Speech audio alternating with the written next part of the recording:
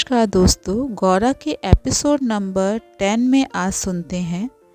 घर लौटकर गौरा झुटपुटे में छत पर टहल रहा था कि महिम वहां आकर हाफते हाफते बोले, मनुष्य के पंख न होने पर भी इतना बड़ा तिमंजिला मकान बनवाना मूर्खता नहीं तो क्या है। जमीन का आदमी आकाश विहारी होना चाहता है। हाँ गौरा, तुम विनय के पास गए थे? हाँ, किंतु उससे शशि मुखी का ब्याह ना हो सकेगा। विनय को अपने समाज में रोक रखना कठिन होगा। उससे हमारे घर की लड़की का ब्याह नहीं हो सकता। बहुत बक झक कर महिम नीचे चले गए और जाकर सब बातें आनंदमयी से कही। आनंदमयी ने ऊपर आकर देखा, गौरा कुर्सी पर बैठकर पुस्तक पढ़ रहा है।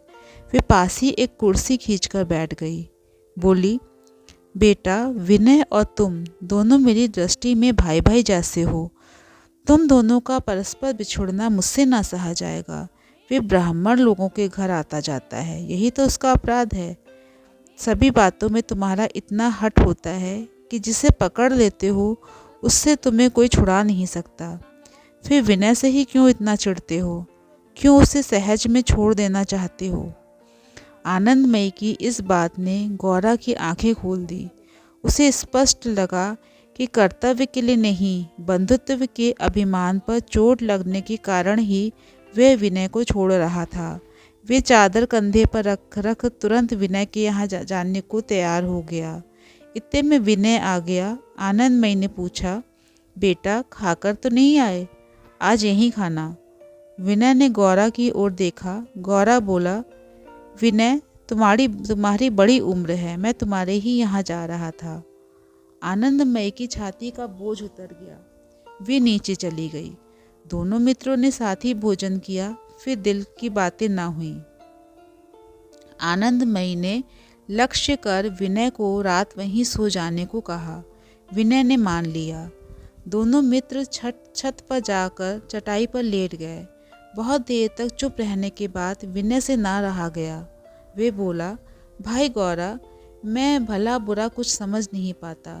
आजकल मेरा हृदय बिल्कुल भर उठा है। समस्त आकाश में जैसे कहीं कोई छिद्र नहीं है। सब घने गहरे भाव से भर गया है। मधुमक्खी के छत्ते की तरह बिल्कुल परिपूर्ण होकर फट जाना चाहता है।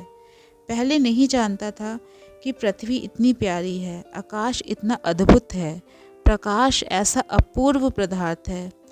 वे कैसा मुख है। हंसी में उसका अंतःकरण अद्भुत प्रकाश की तरह फूट पड़ता है।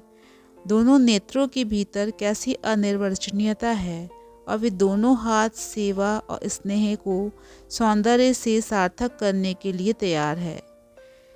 कैसा पागलपन है। पर अब वे रुकता नहीं। ये स्रोत ही किनारे पहुंचा दें तो अच्छा, पर बहा ले जाएं या डुबा दें तो क्या उपाय है। इसमें उभरने की तो इच्छा ही नहीं होती। इतने दिनों के सब संस्कार और समस्त स्थिति को खोकर चले जाना ही जैसे जीवन की सार्थकता है। गौरा चुप सब सुन रहा था। इस छत पर विनय के साथ उसकी ना जाने कितनी बातें समय समय पर हुई हैं, परंतु मनुष्य हृदय का ऐसा सत्य प्रबल प्रकाश जैसे गौरा के सामने कभी नहीं आया था। आज उसने उसे इतने निकट से देखा कि उसे अस्वीकार नहीं करते बना। उसके यौवन के एक अगोचर अंश का पर्दा क्षण भर के लिए हवा में उड़ गया। पुलक से मन शरीर भर गया। विनय बोला, तुम ही बताओ, मैं क्या करूं? मैंने कभी तुमसे कुछ भी नहीं छिपाया, तुम समझो या ना समझो। गौरा, विनय, मैं इन्हें तुच्छ समझता आया हूँ, परंतु तुम्हारी इतनी बड़ी उपलब्धि को मैं आज मिथ्या कैसे कह सकता हूँ। पर दूर का सत्य यदि छोटा ना रहे तो आदमी अपने क्षेत्र में काम कर ही नहीं सकता। इसलिए दूर की चीज को ईश्वर ने मनुष्य की दृष्टि में छोटा बना दिया है। हम लोग सत्य के सब पहलुओं को पकड़ने जाएंगे तो सत्य को ना पा सकेंगे। हमें उसका एक पहलू ही छांट लेना होगा। तुम आज जहाँ खड़े होकर सत्य की उस मूर्ति को देख रहे हो, मैं वहाँ ना जा सकूंगा। विनय या गौर, यही ना? मैं अपने आप को भर लेने के लिए खड़ा हूँ, तुम अपने को त्याग देने के लिए खड़े हो। गौरा, विनय, तुम कविता न करो, तुम जीवन में आज तक प्रबल सत्य के सामने खड़े हो, उनके सामने धोखाधड़ी नहीं चलेगी। सत्य की उपलब्धि करते ही उनके निकट आत्मसमर्पण करना ही होगा। मैं भी अपने क्षेत्र के सत्य को इसी तरह एक दिन प्राप्त करूंगा। तुम अभी तक किताब में पढ़े प्रेम के परिचय में तृप्त थे। मैं भी किताब में पढ़े स्वदेश प्रेम को ही जानता रहा हूँ। आज जब तुम्हारे सामने प्रेम प्रत्यक्ष हुआ है, तब तुम समझ सके हो कि किताब की चीज की अपेक्षा कितना अधिक सत्य है। ऐसे ही जब मेरे धन, प्राण, अस्थि मज्जा, रक्त, आकाश प्रकाश में स्वदेश की मूर्ति व्यक्त हो उठेगी, तब मैं भी उससे पूर्ण हो जाऊंगा।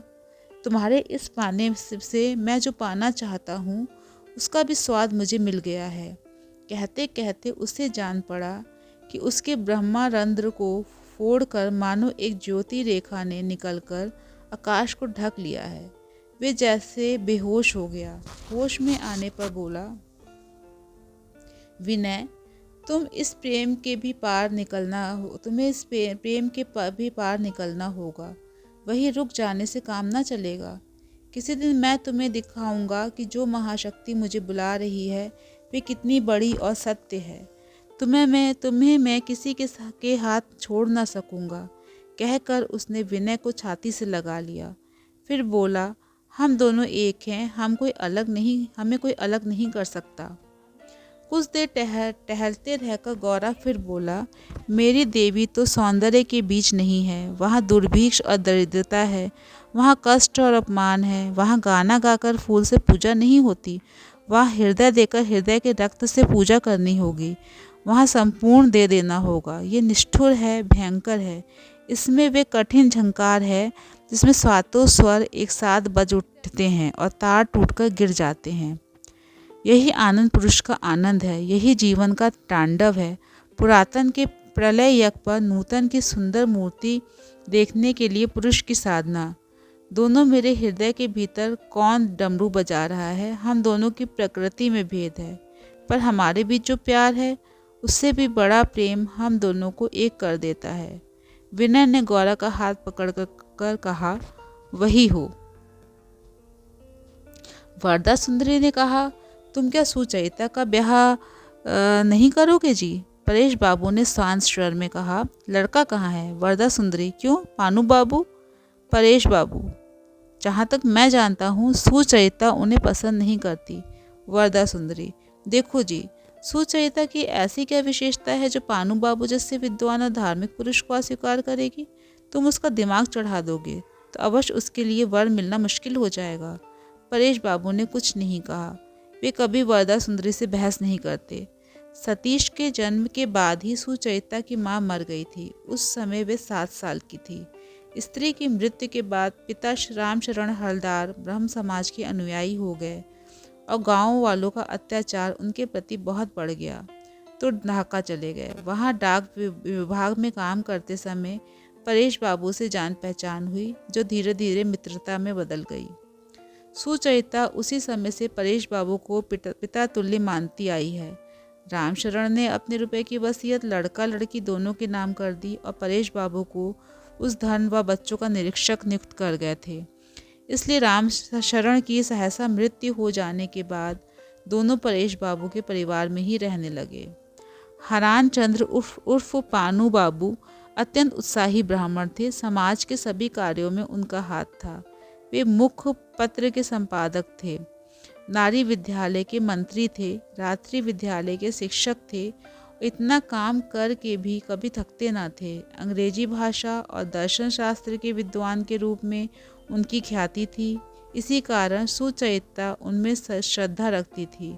धीरे धीरे दोनों में एक दूसरे के लिए आकर्षण भी हुआ। यदि इसी दशा में विवाह हो गया होता तो कठिनाई न होती, परंतु पानू बाबू बराबर विचार करते रहे कि इस विवाह से ब्रह्म समाज को कितना लाभ होगा। इस दृष्टि से वे सुचरिता की परीक्षा करने लगे। परीक्षा लेने पर परीक्षा देनी भी पड़ती है। धीरे धीरे प्रागाण परिचय से उनका सामान्य मनुष्य रूप इस विचार के सामने स्पष्ट होने लगा और जिस भाव ने दूर से सुचरिता के मन में भक्ति का संचार किया था, वही घनिष्ठ होने पर उसे चोट पहुंचाने लगा। ब्रह्म समाज के ठेकेदार बन जाने के कारण उनकी लघुता स्पष्ट हो गई। सत्य के साथ मनुष्य का जो यथार्थ संबंध है वे भक्ति का संबंध है। वे मनुष्य को स्वभाव से ही नम्र और विनीत बनाता है, किंतु जहाँ मनुष्य उद्धत एवं अहंकारी है, वहाँ सत्य की तुलना में उसकी शुद्रता ही प्रकट होती है। परेश बाबू के मुखमंडल की शांति छवि में वे सत्य स्पष्ट दिखता है जो वे हृदय में धारण किए हुए हैं। परंतु हरान बाबू की हालत वैसी नहीं है। सुचरिता ने तुलना करके दोनों के बीच का भेद देख लिया। जब हरान बाबू परेश बाबू के दोष की चर्चा करते तो सुचरिता चोट खाई नागिन की तरह असहिष्णु हो उठती।